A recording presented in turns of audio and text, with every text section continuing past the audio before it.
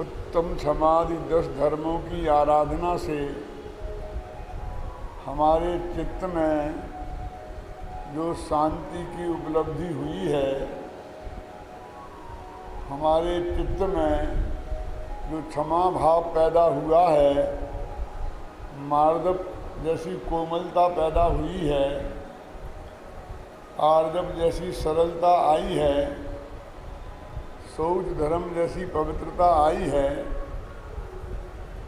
उन सभी धर्मों की आराधना के फल के स्वरूप हमारे चित्त में एक शांति की प्राप्ति हुई है। उसका वाणी में प्रस्तुत हो जाना, उसका नाम ही क्षमा वाणी है।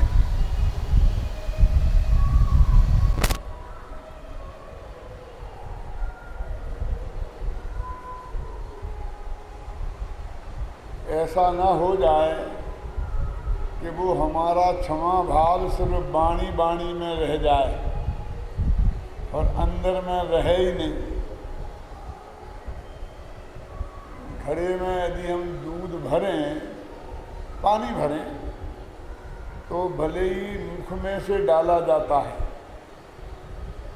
लेकिन भरता नीचे से पेटा है, पेट भरता है। ऊपर से डाला जाता है, लेकिन वो घड़ा ऊपर से पहले नहीं भरता है, नीचे से भरता है। और उसके मुख में से पानी कब उबलता है? जब वो लबालब भर जाता है और उसके बाद भी हम पानी डालते रहें तो वो मुख से उबल पड़ता है। ऐसे ही ये जो निर्मल परिणाम हमारे 10 धर्मों की आराधना से 10 दिनों में अंदर डाले गए, वो हमारे गले तक आ गए, जैसे घड़े के गले तक आ जाते हैं, और वहाँ समाये नहीं, तो वाणी में प्रकट हो जाना, उसका नाम है क्षमा बणी। क्षमा वाणी, क्षमापना, मैंने 10 धर्मों की आराधना के फल के स्वरूप में जो उत्पन्न होती है। इसलिए अकेले इसे उत्तम क्षमा के रूप में मनाना ये सही नहीं है। ये तो 10 धर्मों की आराधना का समापन का पर्व है।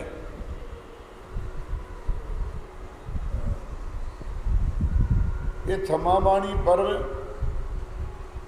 हम उत्साह से नहीं मनाते हों, ऐसी मेरी कोई शिकायत नहीं है, बल्कि मैं तो ये कहना चाहते हैं कि हम अति उत्साह से मनाते हैं। हर एक दूसरे से क्षमा याचना करते हैं, मिच्छामि दुक्कड़म बोल बोल के गले गले मिलते हैं। लेकिन किन से? जो हमारे मित्र हैं उनसे। अरे भाई, ये मित्रों का पर्व नहीं है, ये शत्रुओं का पर्व है, ये शत्रुता मेटने का पर्व है। जिनसे आपका कोई बैर विरोध है ही नहीं, जिनके प्रति आपने कोई अपराध किया ही नहीं है, और जिनने आपके प्रति अपराध किया ही नहीं है, उनसे क्षमा मांगने का क्या मतलब है? मात्र औपचारिकता के अलावा। और इस भाषा में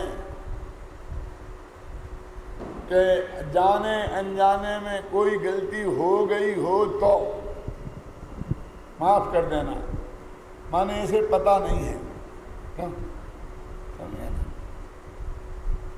जो गलतियां हमें पता नहीं हैं उनकी तो हम माफ़ी मांगते हैं, लेकिन जो हमें बहुत स्पष्ट रूप से पता है, सारे मोहल्ले को पता है कि किसने किसके प्रति क्या किया और इनकी कितने दिन से बोलचाल बंद है, क्यों आना जाना बंद है, खाना पीना बंद है, ये उनसे नहीं मानते। बोलो, क्षमापना का, क्षमा मांगने का और क्षमा करने का अधिकार किनका है? जिनके प्रति बैर विरोध हो उनसे। इसलिए मैं कहता हूँ ये मित्रों का नहीं, शत्रुओं को मित्र बनाने का पर्व है। लेकिन हम ईमानदारी से छाती पर हाथ रखकर विचार करें कि हम हर एक से क्षमा मांगेंगे, करेंगे, लेकिन जिनसे मांगना चाहिए उनसे कौन कौन मांगेगा? ये पर्व मात्र औपचारिक बन के रह गया है। हम बहुत बढ़िया कार्डों पर छपे हुए बढ़िया बढ़िया मेटल बाजार से क्षमा वाणी कार्ड खरीद के लाएंगे। ज़्यादा बड़े लोग होंगे तो अपना नाम भी उसी में छपा लेंगे, क्यों? और हमारे घरों में एक लिस्ट होती है। जब हमारे यहाँ कोई शादी विवाह का कार्य होता है तो उनको निमंत्रण भेजते हैं, या कोई कभी मर जाता जी जाता है तब भी उनके लिए पत्र डालते हैं। वो बनी बनाई लिस्ट है, बाजार से छपा छपाया कार्ड आया है और मुनीम गुमास्तों ने उनके ऊपर एड्रेस लिख दिया है। यदि वो छपे छपाए एड्रेस मिल जाते तो हम वो भी तकलीफ नहीं उठाते। आजकल तो कंप्यूटर से निकाल कर नौकर लोग ही चिपका देते हैं, क्यों? और वो हमारे क्षमा याचना पत्र हजारों की संख्या में चले जाते हैं। हमें कुछ पता नहीं है कि हमने किन किन से क्षमा मांगी है, क्यों? और उसमें क्या लिखा है? सामने वाले के पास, जिसके पास पहुंचता है, उसके मुनीम गुमास्ते उसे रिसीव कर लेते हैं और एक गड्डी लगा के इकट्ठी कर देते हैं। कभी सेठ जी को फुर्सत मिली तो एक निगाह वे भी डाल देते हैं कि किन किन के क्षमा वाणी पत्र आए हैं। उसमें क्या लिखा है ये पढ़ने की कोशिश कोई नहीं करता। यदि उसमें गालियां भी गलती से छप जाएं प्रेस की से, तो भी चिंता करने की ज़रूरत नहीं है, क्योंकि उसे कोई पढ़ने वाला नहीं है। क्यों पढ़े? जिसने भेजा है उसने भी कहाँ पढ़ा है क्या? क्यों? अपना भी कार्ड छपाया होगा तो किसी पंडित से मैटर बनवा लिया होगा और उसने ऐसी भाषा में कि जो आपकी समझ में भी नहीं आए, बड़े बड़े छंद श्लोक प्राकृत की गाथाएं डालकर बना दिया होगा और आपने उसे मुनीम गुमास्तों के माध्यम से भेज दिया। साहू अशोक कुमार जैन ने मेरे से माफी मांगी। क्या बात करते हो, क्या बात करते हो, ऐसा कैसे होगा? अरे भाई, लिखित माफी मांगी है क्या? क्यों ऐसा कैसे हो सकता है? लोग उनके पास पहुंच गए। मैं तो नहीं समझता था कि ऐसा होगा। और उन्होंने कहा आपने डॉक्टर भारती से किस लिए माफ़ी मांगी, क्या गलती की आपने? कि नहीं कोई गलती नहीं की, मेरा तो उनके बहुत अच्छे संबंध हैं, मैं क्यों माफ़ी मांगूंगा? कि नहीं साहब, वो कहते थे भरी सभा में कि लिखित मांगी है। मुझे तो याद नहीं आ रहा है ऐसे कोई ऐसा प्रसंग बना हो। हमारे तो बहुत अच्छे संबंध हैं, जब मिलते हैं तो बहुत प्रेम से मिलते हैं। फिर मेरे पास आए कि साहब आप झूठ बोलते हैं। मैंने कहा उनका तो लिखित माफीनामा मेरे पास है, और जब मैंने उनका कार्ड निकाल के बताया अच्छा कार्ड आया था, और जब उनसे कहा गया कि अच्छा कार्ड तो हमारी लिस्ट में होगा ना उनका नाम। यानी मेरे कहने का मतलब ये है कि उसमें क्या दम है कि आपको पता भी नहीं है कि हम किससे माफी मांग रहे हैं और वो लिखित मांग रहे हैं। अभी उन्हीं व्यक्तियों से हम कहें कि आप लिखित माफी मांगो तो आप मांगने को तैयार होंगे? मेरे कहने का आशय ये है कि हमारी क्षमावाणी इतनी औपचारिक हो गई है कि इसका कोई अर्थ ही नहीं रह गया है। कितनी क्षमावाणियां बीत गई, लेकिन क्षमावाणी के पहले और क्षमावाणी के बाद आपके 2-4 शत्रु कम हुए हैं क्या? अपने मन में झांक कर देखो। यदि नहीं हुए हैं और हम वहीं के वहीं खड़े हैं तो क्या अर्थ हुआ इन कार्डों का? ये कार्ड बेचने वालों का, छापने वाले प्रेस वालों का और डाकघर का के अलावा किसका कल्याण हुआ है? उनसे बोलिए। और डाक खाने के लिए बोझ बन जाते हैं। कभी कभी तो दिवाली की इतना प्रेशर हो जाता है कि सामान्य डाक और डिस्टर्ब हो जाती है और उनके बांटने में ही दिक्कत हो जाती है। क्या करते हैं हम ऐसा करके? क्षमा वाणी का महापर्व बिल्कुल व्यक्तिगत चीज है, समझे ना? जो हमें अपने अपराधों का उल्लेख करते हुए मांगनी चाहिए कि साहब आप क्या गलती हो? आपने कोई गलती की नहीं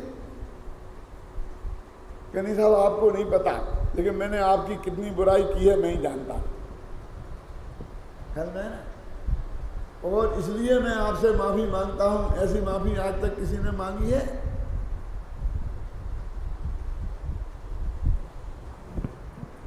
मेरे को तो कई दफे ऐसा होता है कि जब लोग आकर मेरे से कहते हैं साहब माफ करना, तो क्यों, क्या बात, क्या हो गया, क्या हुआ? कहते नहीं वो माफी मांग रहा हूं। क्यों मांग रहे? गलती क्या हुई? गलती बताओ ना, क्या हुआ, क्यों माफी मांग रहे? अरे वो क्षमा वाणी है ना। अच्छा बोले क्या है? ऐसी क्षमा वाणी हमें क्या निहाल करेगी? मेरा एक मित्र था, सहपाठी पढ़ता था साथ में, तो बड़े ठसके के साथ क्षमा मांगता था अकड़ के, और क्षमा मांग करके भी अकड़ता रहता था। तो हम उससे कहते थे तो वो कहता था अरे गलती हो गई तो हो गई, माफी तो मांग ली, और क्या करेगा, जान खाएगा। माफी मांग कर भी अकड़ता था। जैसे माफी मांगकर उसने हम पर बहुत बड़ा एहसान किया हो, और अब तो कुछ बात हमको सोचने की और कहने की तो रह ही नहीं जाती है। दो सगे भाइयों में ऐसा झगड़ा था कि 10 साल से आपस में बोले ही नहीं थे, लेकिन क्योंकि दोनों ही बहुत प्रभावशाली थे, इसलिए समाज में उन दोनों के नाम पर 2 ग्रुप बन गए थे, राज ठाकरे और उद्धव ठाकरे जैसे। शिवसेना 2 भागों में बट गई थी, सारा समाज 2 भागों में बट गया था, और उसकी वजह से दाव पेंच ही चलते रहते थे।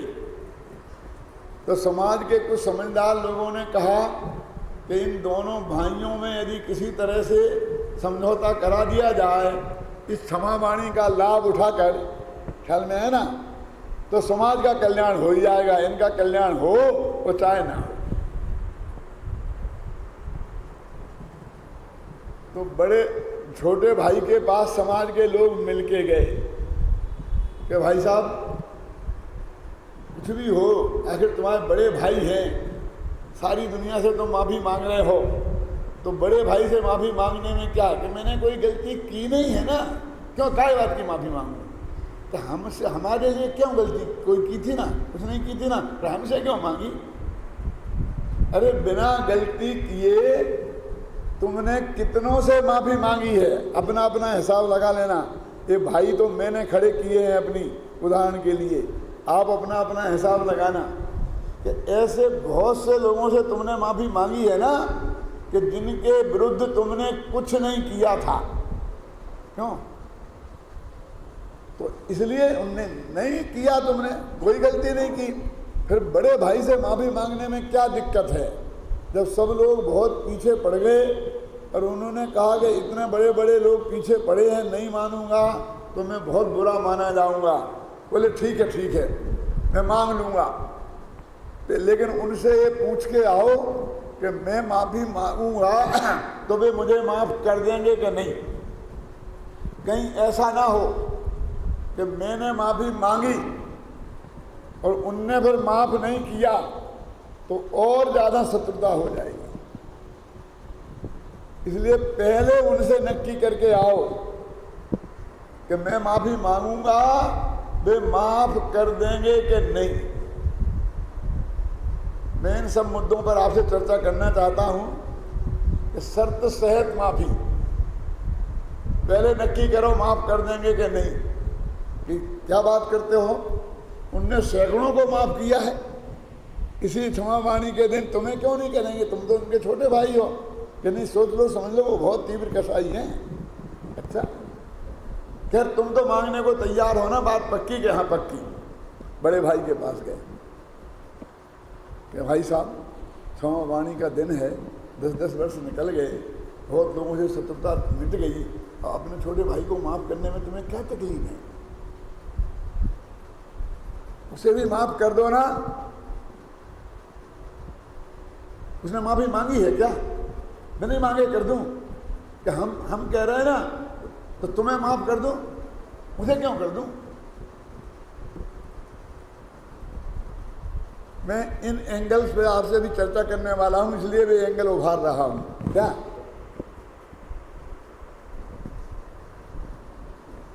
कि नहीं साहब, वो माफी मांगेंगे आपसे, हम उनके घर होके आए हैं। हाँ, पहले तो गलती करें, फिर माफी मांग लें, माफ कर दें। ऐसा मेरे से नहीं। अरे भाई, अब गलती कर दे तो माफी मांगने, यही तो होता है, और क्या होता है? ठीक है, ये बताओ कि वो लिखित माफी मांगेगा कि मौखिक? ये तो हमने उससे किया ही नहीं था। क्यों? हमें पूछ के आते हैं, उनके पास गए कि साहब वो लिखित की कह रहे हैं, लिखित तो नहीं मांगूंगा मैं। आप लोग पीछे पड़ गए इसलिए मैं मांगने को तैयार हो गया। नहीं, मैं कोई मांगने वाला था? मैं लिखित माफी तो नहीं मांगूंगा। कभी अकड़ गए कि लिखित नहीं मांगेगा तो मैं माफ नहीं करूंगा। फिर भी किसी तरह ने समझा बुझाकर राजी किया, तो उन्होंने लिखा माफीनामा कि मैंने तो कोई गलती की नहीं है, फिर भी ये पंच लोग नहीं मानते हैं, तो मैं माफी मांगने को तैयार हूं। मांगता हूं नहीं क्या? माफी मांगने को तैयार हूं। और लिख दे दिया, जाओ। उन्हें पढ़ा तो गुस्से में फाड़ के फेंक दिया। गलती नहीं की तो काहे की माफी मांगता? मैंने तो कोई गलती की नहीं है, और मैं पंच पीछे पड़े हैं इसलिए माफी मांगने को तैयार हूं। ऐसी माफी मैं नहीं मांगू। क्लियर लिखे कि मैंने गलती की है, क्या तो मैं माफ करूं। जब उनसे कहा तो किया ही नहीं तो कैसे लिख दूं? आखिरकार बहुत अच्छे होशियार पंडितों को बुलाया और ऐसा मैटर तैयार कराया कि वो छोटे भाई को तो लगे कि इनने ये स्वीकार ही नहीं किया कि मैंने गलती की है, और बड़ी भाई को लगे कि इसने स्वीकार कर लिया है। ऐसे द्वयर्थक समझ में आया ना? बहुत ऐसे बढ़िया बढ़िया मैटर तैयार करके किसी तरीके से वो सब पास कर लिया, वो मैटर ड्राफ्टिंग। तो फिर इस बात पे झगड़ा हो गया कि ये माफी मांगने का समारोह कहाँ होगा? छोटे भाई के घर के बड़े भाई के घर। छोटे भाई ने कह दिया मैं लिखित माफी तो मांग लूंगा, लेकिन उसके घर नहीं जाऊंगा। बड़े भाई से कहा मैं उसके घर क्यों जाऊंगा, मेरे घर नहीं आएगा। तो आखिर किसी तरह मंदिर में ये समारोह हो जाएगा, तो मंदिर की जगह नक्की हो गई। ख्याल में आई ना? और यदि किसी तरह वो क्षमावाणी समारोह संपन्न भी हो गया, तो वो कितने दिन तक रहेगा? रहने का सवाल ही कहाँ है कि वास्तव में हुए ही कहाँ है, जब एक दूसरे की देरी पे जाने को तैयार नहीं है। क्यों? तो ऐसी क्षमावाणी हमें क्या निहाल करेगी? बोलो, क्या हमें दूसरे लोग जबरदस्ती कहें जिनसे क्षमा मांगना चाहिए, ना उन्हें हम कारक डालते हैं, ना उनसे हम क्षमा मांगते हैं। क्षमा मांगेंगे तो कोई ज्ञात अज्ञात अपराधों में, जाने और अनजानी गलतियों में, ख्याल में है ना? ऐसी कहकर और हम पूरी औपचारिकता पूरी करते हैं। भाई ऐसी क्षमा वाणी से कोई लाभ होने वाला नहीं है। देखिए, हम आचार्यों की बात करें, आचार्यों ने क्या लिखा? खामेमि सभ्य जीवानाम सभ्य जीवा खमन्तु मे नित्ति में सभ्य भूदेषु वैरम मध्यम न केणवी। इसमें सबसे पहला वाक्य है कि मैं सब जीवों को क्षमा करता हूं, माफी मांगता हूं नहीं है। खामेमि सभ्य जीवानाम, मैं सब जीवों को क्षमा करता हूं, ये लिखा है, मांगता हूं नहीं लिखा।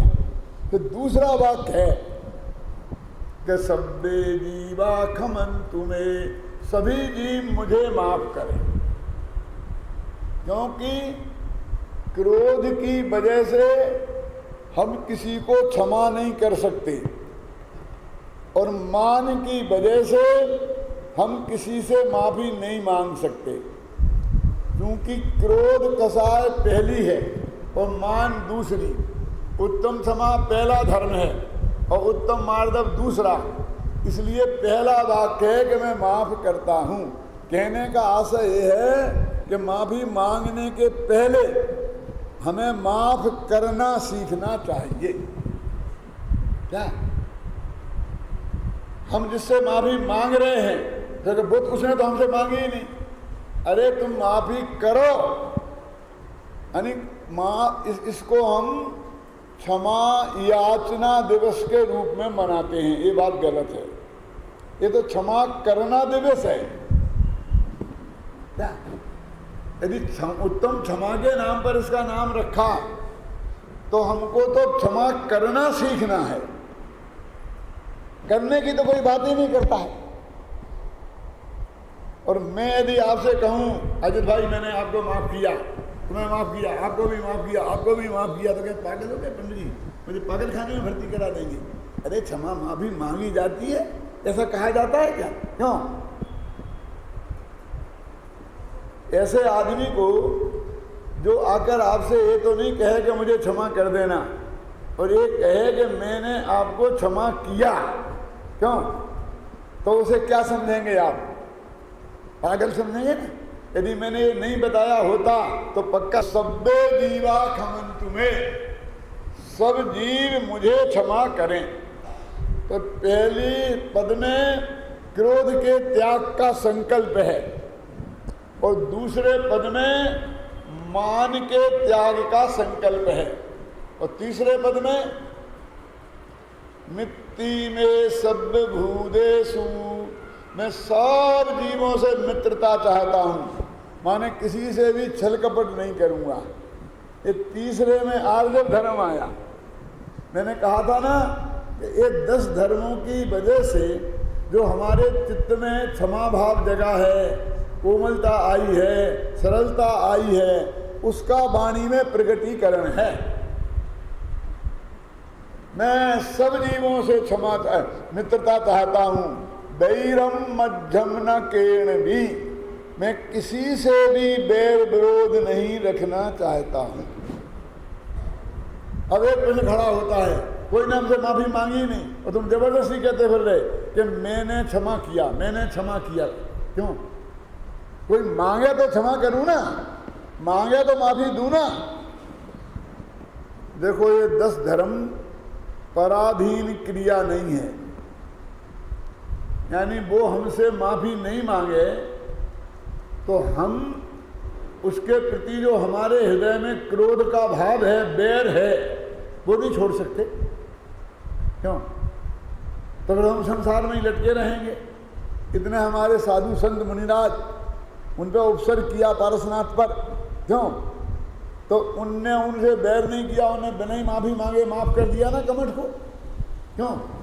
उसके विरुद्ध कोई एक्शन नहीं लिया, तो माफी करना है कि नहीं है? तो उत्तम क्षमा ये पराधीन क्रिया नहीं है। जो ऐसा मानते हैं कि सामने वाला माफी मांगे तब हम माफ करेंगे, तो वो उसने क्षमा धर्म को पराधीन क्रिया मानी। मैं अपने क्रोध का त्याग तुम्हारे अधीन है, मैं नहीं कर सकता हूँ। और मैं कहता हूँ कि मैं माफ़ी मांगता हूँ, ऐसा कह के मैंने अपने मान कसाय को त्यागा है कि सामने वाले माफ़ी नहीं करेगा तो अरे वो उसे कसाय रखना है तो रखे, उसका सुख दुख उसे होगा।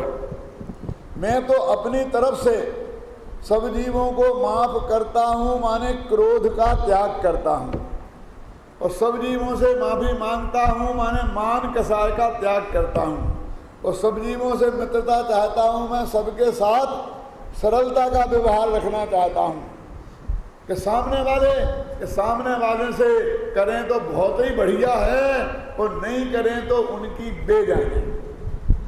यदि वे कसाय नहीं छोड़ना चाहते हैं तो मैं उनके प्रति कसाय रखने के लिए बाध्य नहीं हूँ।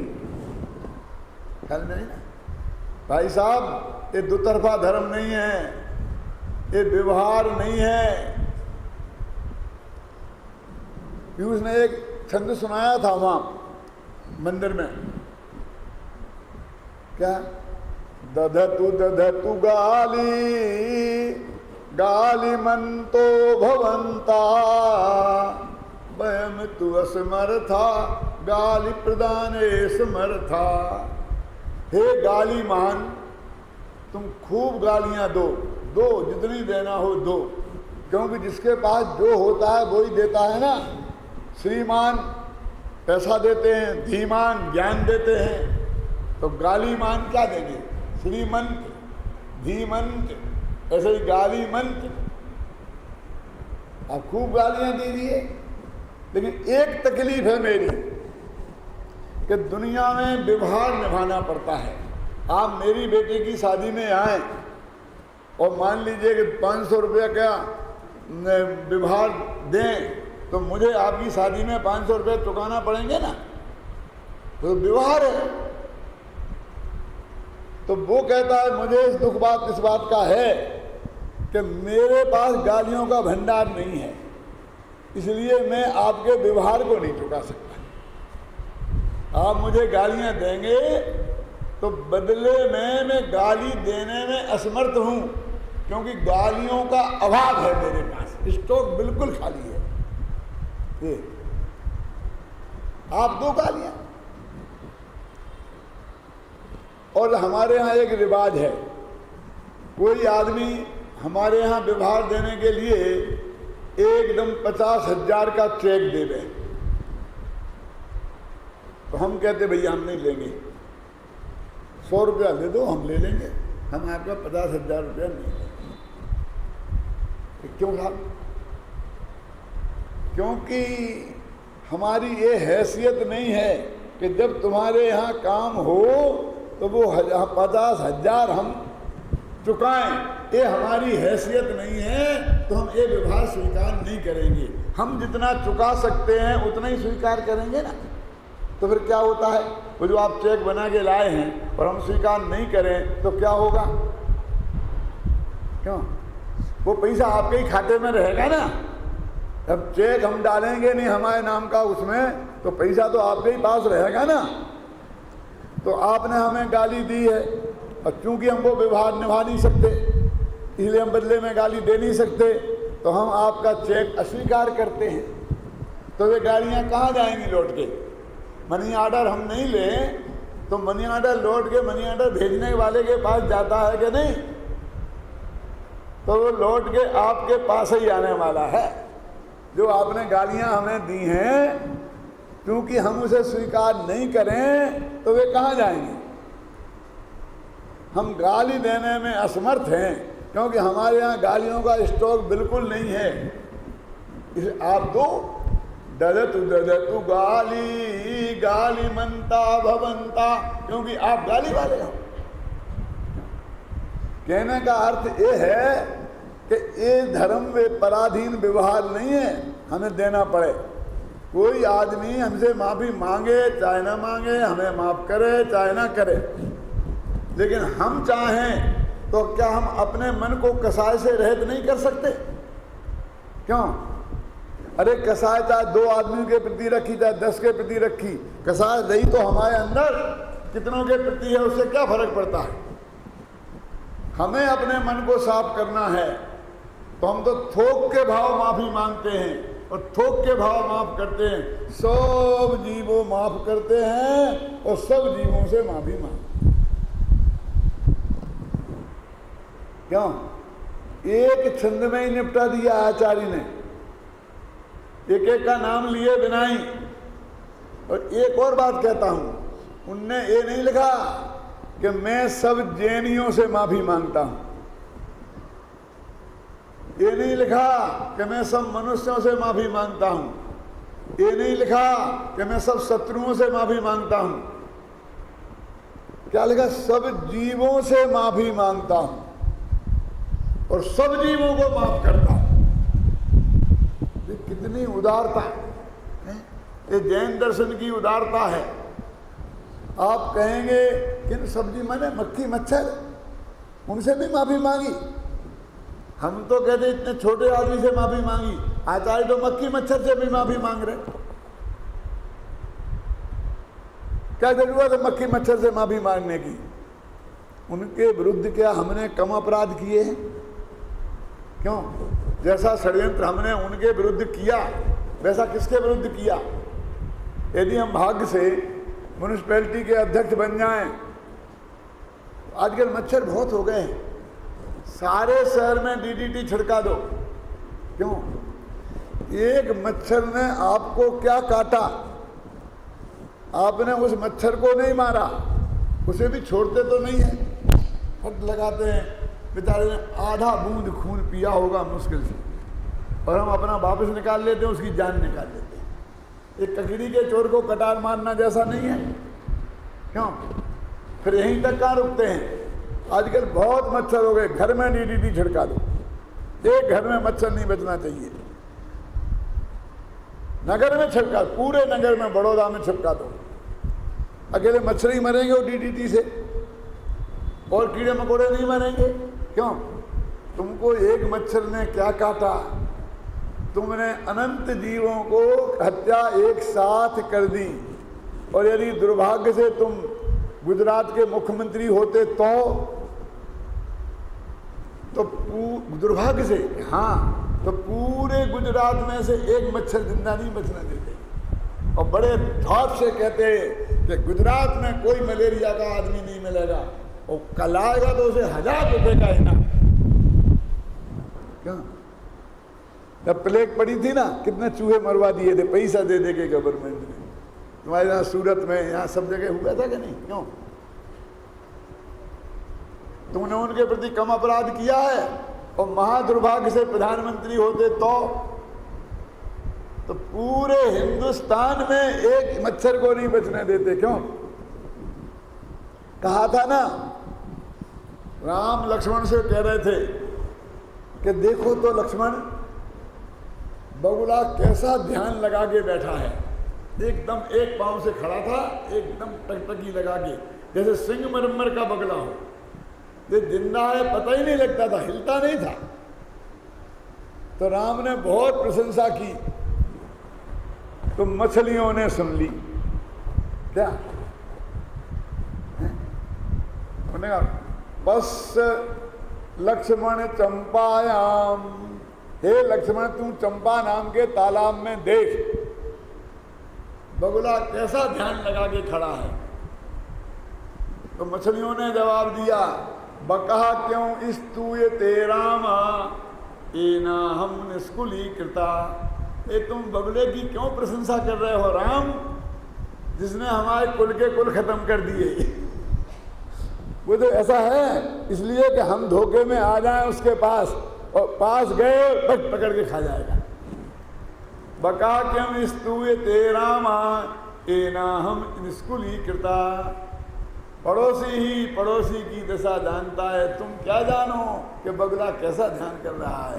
ऐसे बगला भक्तों को उसके पड़ोसी ही जान सकते हैं, हर एक आदमी नहीं जान सकता है। तो हमने उन कीड़े मकोड़ों के प्रति कम अपराध किए हैं, हम उनसे माफी क्यों नहीं मांगे? बोलिए, है ना? उनका अधिकार है ना, हमारा कर्तव्य है ना हम उनसे माफी मांगें और उन्हें माफ करें। कि माफ करें कैसे, वे तो समझते ही नहीं है। हम उनसे कहें भैया माफी करना, हमने तुम्हें माफ किया, हम माफी मांगते हैं, बेचारे कुछ समझेंगे ही नहीं, कीड़े मकोड़े कि समझने की जरूरत क्या है, उसे पता चले इस बात की जरूरत कहाँ है। तुम तो उसे माफ कर दो, माने अब भविष्य में कभी भी किसी जीव जंतु को मारने का प्लानिंग नहीं करेंगे, और मच्छर ज्यादा हो जाए तो मच्छरदानी लगा देंगे। क्या अपनी सुरक्षा करने को कौन रोकता है, लेकिन उसके लिए उसे मारने की क्या जरूरत है। सब जीवों से मैं क्षमा मांगता हूं और सब जीवों को क्षमा करता हूं, मतलब समझे ना। लेकिन ऐसा मत करना अपन आलू मारते हैं आड़ू ले जांगा बुहारी, चिट्ठी आदि के जीव बेदारी, जल छाने दीवानी कीनी, सो भूपों ने डारे जो दीनी, इत्यादि के पापे अनंता। क्यों झाड़ू मारते जा रहे हैं और कहते जा रहे हैं, क्या क्या मतलब है। उसी वक्त झाड़ू से मार मार के चिड़ियों मारते जा रहे हैं और मुंह से बोलते जा रहे हैं। क्यों, उससे क्या निहाल होगे। कल से आंख देख के सावधान पूर्वक करना, चिड़ियां हो गई हो तो कहे बाहर रख देना, सब उधर चले आएंगे ढंग से सभी। क्यों क्षमा करना है, समझा।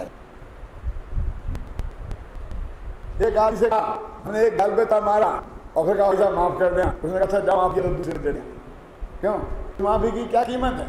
तब तक भविष्य में उस प्रकार के अपराधों को नहीं करने की हम प्रतिज्ञा ना करें, ना सही प्रतिज्ञा संकल्प है, ना सही संकल्प, प्रयत्न तो करें, सोचें तो अर्थ ये है द्वारा ऐसी उसी गति की माफी मांगते जाना, निरंतर उसी गति को डरे जाना, उस क्षमा वाणी का क्या मतलब बताइए।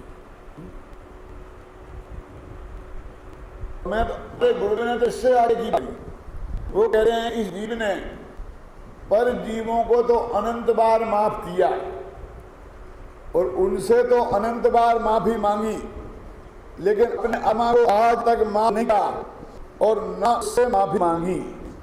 आत्मा को भी मानना पड़ा और माफी मांगनी पड़ती है। क्यों भाई साहब, क्यों तुमने अपने इस हमारे प्रतिज्ञा की है, 3 लोग के नाम की क्या पता कर दी, चाय बना नहीं, बीड़ी बना नहीं, क्यों ये 3 लोग के नाम की ऐसी दशा करके है, आज तक सुध नहीं ली। एक बड़ा अपराध है और माफ करना है, उसकी तरफ नजर उठा के देखना। देखो सुना ना, की माता अन्य उन पर पवन रींझ गए, ऐसे रींझ गए एक बेहोश हो और पानी छिड़का मार दिया, होश में आए तो चाय पानी करना पहले माँ बाप आया कि नहीं, तो बड़े बहुत छोटे हैं तो कहे जरूर लेंगे, तुम बहुत योग्य हो, फिर भी हो, ऐसे लड़के कौन पसंद नहीं करे, तुम चिंता मत करो, हम तुम्हारी दी अंजना से करा नहीं पहले। क्यों मैं आप पूछता हूँ बेटा ऐसा करे, घबराओ नहीं, कुछ चढ़ना नहीं, ऐसा लगता है ये करना है। उनका क्या व्यवहार किया, करना चाहिए। वो लिया अंजना पर आकर बात हुई, गई, लेकिन चैन नहीं पड़ी तो गए अन्ना से मिलने। दरवाजे जान रखते थे, सरमती लोग कहेंगे, तो महल के पीछे से चढ़कर एक घोड़े को पकड़ के ऊपर गए और अंजना बैठी अपनी सखियों से बात रही और सखियां उसकी मजा रही, कैसे मुझे को चुनाते हैं। देखते ही देव से अरे इसे अच्छा तो बनारस का राजकुमार था, इससे था तो फल जगह का था क्या। अब वो क्या जवाब देती सब तो चुप, तो बहुत किस बात पर कि जवाब क्यों नहीं देती, एक ऐसे हैं वैसे हैं, और एक अब मैं ऐसे शादी नहीं कर। देखो ऐसे लीजिए और करो ऐसा गुस्सा है, और फिर सोच गए कि मैं शादी नहीं करूंगी। दूसरे जो प्रस्ताव बताना उनमें किसी तरह से शादी की कैसे रहे, इसलिए मैं शादी करूंगा, शादी करके छोड़ दूंगा। उस जमाने में महिलाएं शादी नहीं करती थी ना, तो दुष्विचार किया और शादी करी तो 22 साल तक अंजना की शादी देखी, अंजना से बात नहीं की। मैं आपसे पूछना चाहता हूं कि अंजना को अपनी ससुराल में क्या तकलीफ थी। खाने पीने को भी मिलता था, गहने कपड़े लटे बढ़िया, 10-10 दासियां, 9 थी, सास बहुत प्रेम थी। क्यों, क्या कमी, इन नहीं पूछूंगा, ये क्या समझे, ये माता इन्हें जानती हैं। क्यों, क्या कुछ नहीं हो, लेकिन पति की सी निगाह हो इतना ही पर है। क्यों, वो प्रेम से बोले शब्द ये सुख के सामने बाकी सुख किसी के नहीं। तो वो अंजना के प्रति अनंत क्रोध था। ऐसे ही हमने अपने आत्मा के प्रति अनंत क्रोध किया, उसकी शक्ल नहीं थी, उसकी बात नहीं से है।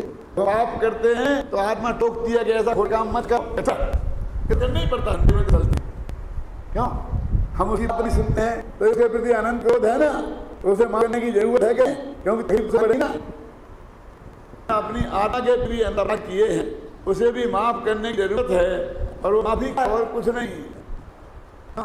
कितनी संतुष्ट होगा, उसमें ही अपनापन कर, उसमें समझा उसे माफ करना है और नहीं चाहिए। अरे गलियां तो बेहद हुई हैं। पूरी गुरुश्री ने एक दफा क्षमावाणी के दिन कहा था कि मैंने किसी को पर्याय से देखा हो तो तुम मुझे माफ कर देना। सभी भगवान आत्मा है, दिव्य दृष्टि से देखें भी भगवान आत्मा है। ये छोटे बड़े भावना तो पर्याय दृष्टि से हुई है, तो अपने भी माफ करने की जरूरत है। लेकिन हमने कहा कि ख्याल हम कहाँ तक गंभीरता किया है। हाँ, भगवान महावीर का 25वां निर्माण था, तो मालूम एक प्रतियोगिता रखी थी, चित्र प्रतियोगिता, क्षमावाणी महासमिति नहीं बनी थी तब, महावीर निर्माण उत्सव समिति ने, वो दिल्ली से हुई थी। सारे देश से क्षमावाणी पर चित्र बनवाए और पुरस्कार विस्तृत किया गया था। वो पुरस्कार जयपुर के रामलीला मैदान में दिया गया था। अब सभा में एक वक्ता मैं भी था। उसके जो संगठक थे, जो साहू जा रहे समझा रहे, उसका चित्र था मालूम आपको, श्री कृष्ण यशपाल, ऐसा कहते सुना हुआ यशपाल, हाँ शिशुपाल को अर्जुन काले फेंक, ये चित्र था, और महावाणी पर वो पुरस्कृत हो रहा था। वो अर्थ बता रहे थे कि क्षमा वीरस्य भूषणम, शिशुपाल 100 अपराध ने कर दी श्री कृष्ण ने, एक उनकी क्षमा का उदाहरण है, और उसकी गर्दन काटती है वीरता का उदाहरण है। क्योंकि 100 अपराध करने के बाद भी वो गर्दन करते तो कायर कहते, इसलिए ये जो चित्र बनाया उसने, उस चित्र को पुरस्कृत किया जा रहा है। मुझे बहुत बुरा गैब हो गया। उत्तम क्षमा में घर में एक हत्या पुरस्कृत हो गया। मेरी वचना में क्या कहना चाहता हूं कि सब छोरा माफ करिए। अरे भाई, तो बचपन में बड़े थे, शिशुपाल की माँ उनकी सगी बुआ थी, और बचपन में ये दोनों बड़े झगड़ते थे, तो हमेशा श्री कृष्ण से पीटा करते थे। तो उन्हें डर लगा था ये कभी न कभी मारेगा, तो श्री कृष्ण से उन्होंने ये चल लिया क्या क्यों इसे मारेगा। तो उन्होंने कहा 100 अपराध तो मैं कर दूंगा, और फिर भी नहीं मानेगा तो मैं मान। तो बराबर के अपराध गिनते, पहला, दूसरा, तीसरा, चौथा, 99वां और 100वां। यदि ने पहला अपराध माफ कर दिया था तो दूसरा अपराध पहला कहलाता, दूसरा बोलो माफ करने के बाद कोई अपराध दूसरा हो नहीं सकता। तो बराबर करते हुए समझ गए ना, कहता 100 गाने फिर में मैं पूछता हूं कि क्षमावाणी के लिए सबरिया वो चित्र नहीं हो सकता था। नेत्र महल मसाने कंचन आचंदन तुतिकरण अर्घावितारण अष्टहारण में दास में धारण। क्यों, अरे तलवार चढ़ाए, दोनों की क्षमता रखे, उत्तम क्षमा का ये सर्वोत्कृष्ट नमूना है ना जो हमारे संतों में हुआ है। छेड़ा महीनों का है ना, वो भी भगवनाथ कि जब उत्सर किया, पत्थर बरसाए, धने में रखा किया, तो उनने कमठ पे क्रोध नहीं किया, द्वेष नहीं किया, और उनसे राग नहीं किया, तो मूर्ति में विरागी हो गए। श्रीरामपुरों में एक बड़े छंद आता है, कथे धर्म थे सुतम कर्म कुर्वती प्रभुतुल्या मनोवृत्ति पार्थनाथा नमोस्ते। व्यासनाथ में तो नमस्कार करता हूँ। कमठ उत्सर रहा था और धैर्य रखा रहा था। परमावती कर रही थी, व्यासनाथ की रखा करने के लिए पूजा था, धैर्य पूजा ना परमावती थे धरने रहते, परमावती भी साथ के साथ पति तो हो सकता है, वो भी साथ में हम लगते हैं। कल जान दो सबको। अपनी बात तो ये है, तो पार्षद भगवान कि सोच तो कर बड़ी कमर ने अपने उचारी का और अपने उचित किया, पत्थर बरसा ऊंचा था। बोलो इसको देश हो के यही उचित है, समझ में आया? मौलवी साहब व्याख्यान दे रहे थे कुर्बानी पर, इन को मार दो तो भी तुम जन्नत में होगे, और यदि इनके हाथ से मर जाओगे तो भी जन्नत। तो भागीरथी ने गणरानी से कहा कैसा लगा व्याख्यान? क्या करते हो? हिंसा का पोषण कर रहा है, अच्छा व्याख्यान, तीर कसाए वाले का इससे बढ़िया और क्या व्याख्यान होगा? उसके लिए वही उचित है, समझे ना? लेकिन वासनाथ ने के लिए था, ना कमर से द्वेष किया, ना उससे राग किया, तब तो वे अंतर्मुख में केवल ज्ञान पाया। यदि किया होता तो उन्हें केवल ज्ञान नहीं होता। तो उत्तम क्षमा का सर्वश्रेष्ठ उदाहरण ये नहीं हो सकता, लेकिन हमको वो लगा क्योंकि हमें वीरता मारने में दिखाई देती है। क्षमा वीर से भूषणम कैसे होता? क्यों भैया? वीरता के लिए हिंसा में ही है, कोई धर्मवीर नहीं होता है, दानवीर नहीं होता है, अच्छे काम में कोई वीरता नहीं हो सकती है। क्यों? हमने भगवान महावीर है ना, उन्हें किसको मारा था? राग देश को मारना ये वीरता नहीं है, ये साधारण काम है। उपसर्गों को जीतना ये वीरता नहीं है, लेकिन हमें वीरता के लिए हिंसा दिखाना जरूरी है। सारी वीरता हमने हिंसा में ही मान ली, ये कैसे गजब की बात है? अरे भाई, क्षमावाणी का वास्तविक अर्थ क्या है, हम उसे समझें गहराई से। वो कह रहे ना कि हम सब जीवों की बात करते हैं, हम तो जिनके प्रति अपराध किया है उनसे भी नहीं मांगना चाहते हैं, लेकिन हमारे आचार्य उनने नहीं कहा कि साहब इनने हमसे कहा मांगी है माफी। ये धर्म है। धर्म दो आदमी की सम्मिलित क्रिया का नाम धर्म नहीं है। धर्म में हम पूरी तरह आजाद हैं। दान और त्याग के संदर्भ में मैंने बताया था ना, दान में पराधीनता है, क्योंकि हमें देना है तो कोई लेने वाला चाहिए, वो माल चाहिए, लेकिन त्याग में पराधीनता नहीं है। तो उत्तम क्षमा धर्म में पराधीनता नहीं है। तो 10 धर्मों की आराधना से जो चित्त में शुद्धि वितरागता उत्पन्न हुई, उसका नाम वास्तव में उत्तम क्षमा है। अकेले क्षमा की बात नहीं है। जो 10 धर्मों संबंधी विकार हैं उन सबके त्याग की नाम है। जब मैं ये बात कहता हूं तो बहुत से लोग कहते हैं फिर इसे क्षमावाणी क्यों कहते हैं? तो क्या कहें बोलो? कोई 10 भाई हों, अपने धन कुमार बेगलू के 10 भाई थे, मालूम आपको? तो उन्हें दुकान का नाम रखना है तो क्या करें? किसी एक भाई के नाम पर रख लेते थे ना, क्यों? लेकिन वो 10 ही भाई उसके मालिक होते कि नहीं होते हैं? अरे जाने दो 10 भाइयों में, हमने गांधी जी के नाम पर रख दिया गांधी स्टोर, तो गांधी जी का हो गया वो कि हमारा है? हम तो महावीर क्लॉथ भंडार, अरे वाह, नग्न देखो मैं महावीर कपड़े की दुकान, और लोग तो महावीर शू स्टोर रख देते या नहीं रख देते?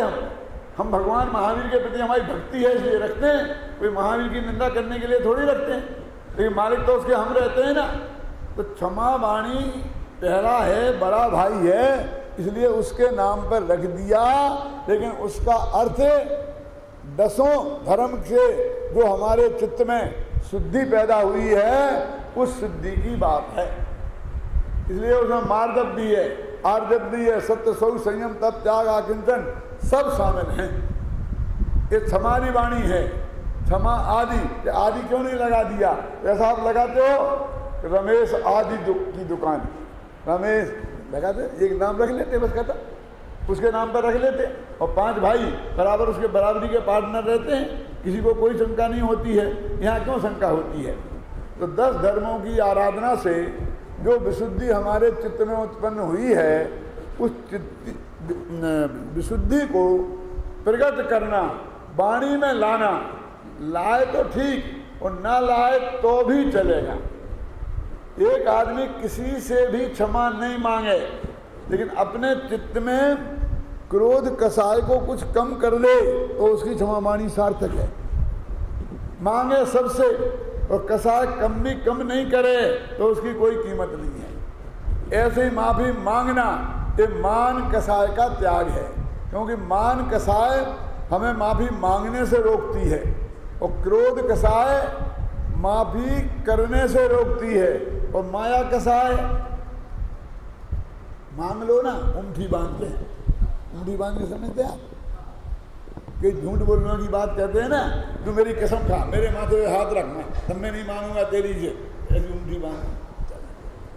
क्यों भाई, मैं तो उंठी बांध ली थी। इसका नाम है मायाचार, कि भाई तुम्हारे चित्त में सचमुच क्रोध कम हुआ हो, बैर कम हुआ हो तो वाणी से मांगो, ये सरलता की बात है। नहीं हुआ है तो मत मांगो।